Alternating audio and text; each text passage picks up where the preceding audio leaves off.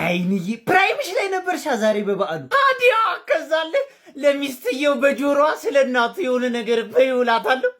ያቺ እናትና ሲጀመር እየፈተፈተች አትለው መሰለህ።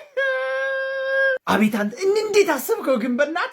ከዛስ እንዴት መጣል? እንቅላቴን ተጠቅሜ ነው። ከዛ በጥፊ ሲያላጋት እናቴን ስማታንሺ ብሎ እሷ ለቅሶ ልጆች ለቅሶ በለቅሶ ጥሎ ቤቱን ጥሎላት ውልቅ አይል መሰለህ። የምርጨክኑ በባል ምድር መታት አዞረባት።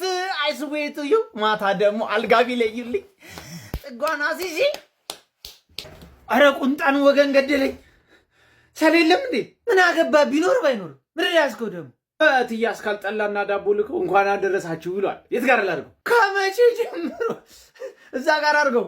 ምን ታያችሁ በእናትህ? ተዋ እንደዛ ይባል አመሰግናለሁ የሚባለው የአርቡንም ቀለል አለለ ዱላው ትንሽ ይሰማኛል።